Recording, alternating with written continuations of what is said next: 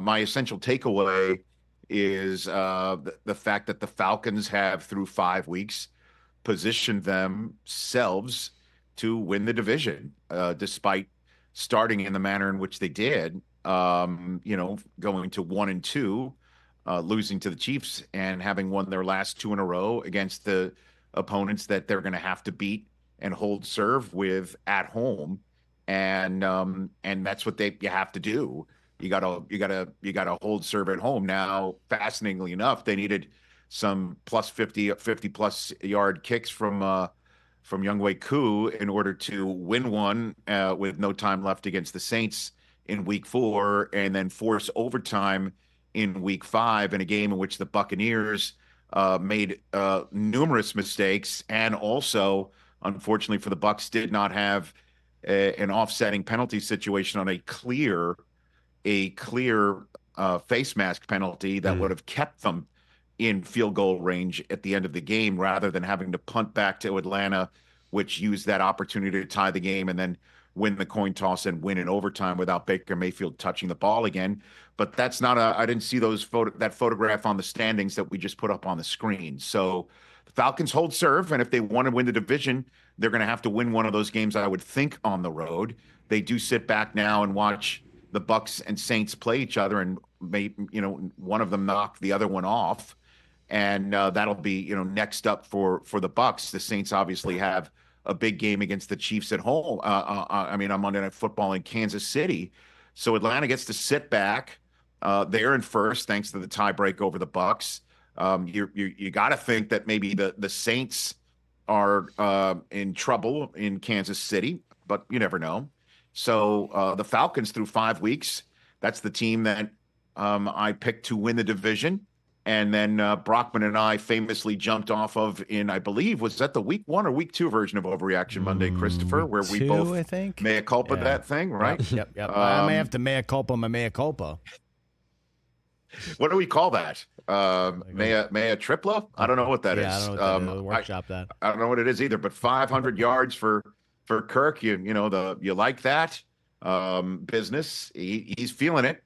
And the Falcons get it done. It was teetering on the edge of them being 1-4. Instead, they're 3-2, and they're best position to win this division right now. That's my exact thought, which is nothing has been easy, Rich, for the Falcons this season. Even their 3 wins, it's come down to needing a final drive. In the Philly game, they needed a dropped third down pass. Last night, you needed a missed call. You needed some bounces to go your way. They executed the setup for the field goal to force overtime in exactly the 11 seconds that they had to do it in.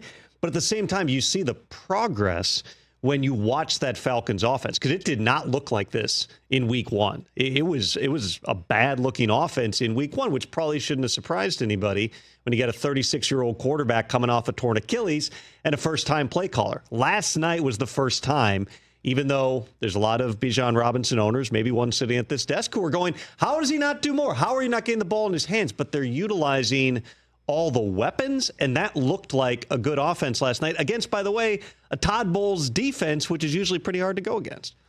Well, and in terms of players making the most of their opportunities, obviously the game winner speaks for itself and who is the one who came up with it. But, Darnell Mooney has turned himself into a grade A National Football League weapon, or needing to leave Chicago to find that spot in Atlanta.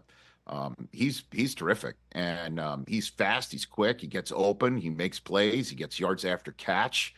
And obviously, if he and London can combine for that, and Kirk Cousins doing what he did last night, the Falcons, again, the question is how repetitive can it be? How repeatable is it? And not since Terrell Owens came up with 20 catches, thanks to Steve Mariucci on Jerry Rice Day, have we seen anything colder than Cousins breaking Matt Ryan's single game record of passing yards on Matt Ryan night in Atlanta. But I don't think Matt really cares. Everything's good in his hood right now. And for the team to have a memorable night on his memorable night, I think that's pretty cool. I also saw Todd Bowles say this morning, he was asked a question about would you be in favor of face mask penalties or lack thereof being reviewable? Bowles is a recent addition to the competition committee. He said he's in favor. I have a significant issue with anything when we get into that realm. Face masks, you can say are more clear than certain other calls, but it's still it has to be a turn and a grab. What does that look like in slow-mo versus in real time? I am still of the mind, Rich, that if we dance down that path again, like we did 5 years ago with the pass interference thing, the result will be the same. It will not fix anything. It will bog down games and slow things down and cause a bigger issue than simply leaving things the way that they have been on penalties for a long time. Pass interference is much more open to interpretation as to whether somebody grabbed a face mask and yanked with it. You could see it. The competition committee just doesn't want to leave it up to the replay assist to put a flag on the field. Right. Had there been a flag thrown on the field, and you could say there was a flag thrown on the play. It was just called on the Bucs. So once there's a flag on the play, it might open things up for anything that's possibly reviewable to be reviewed in the same way that replay has that mechanism whenever there is a red challenge flag thrown. The competition committee just doesn't want to set things up for replay assist to put a flag on the field. Correct. When there is a flag on the field for a 15-yard penalty, I think every single one of those should be checked, QC'd by replay assist. The problem is, though, is that fans get confused. Even I get confused. I will email Walt Anderson frequently during these games to ask these questions that I think fans are wondering is why can't replay assist when something is so obvious, like a missed penalty? Why can't they chime in there? And I just gave you the answer. They don't want replay assist to chime in when there is no flag already on the field. But then there's the question of why is replay assist not chiming in when there's no flag on the field and something is clear and obvious? But it does chime in on Monday night in Miami when there is a backward pass thrown that is called incomplete. And then replay assist says that was a backward pass.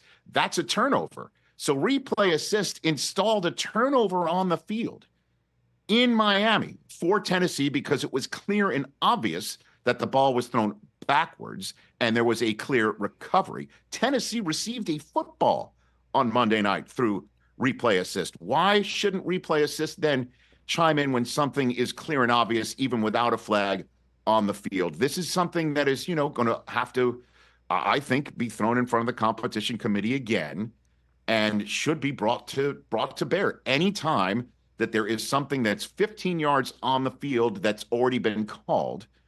It should be reviewed by replay assist. The question is, the thorny issue is when a flag hasn't been thrown, do you want one placed by a nameless, faceless entity that's looking from on high? I understand why the league doesn't want to open that Pandora's box. Then why, when something is ruled incomplete, you say that's not an incompletion, that's actually a turnover? Why is that fine? Why can you install a turnover when one hasn't been ruled on the field, but you cannot install a 15-yard penalty because one hasn't been ruled on the field? I kind of don't see the difference. I would kind of think a 15-yard penalty being called when one hasn't already been installed on the field is less of a biggie than a turnover that we saw on Monday night. That's something for the competition committee to answer. Catch the Rich Eisen Show every single day on the Roku Channel, 12 to 3 Eastern, for free.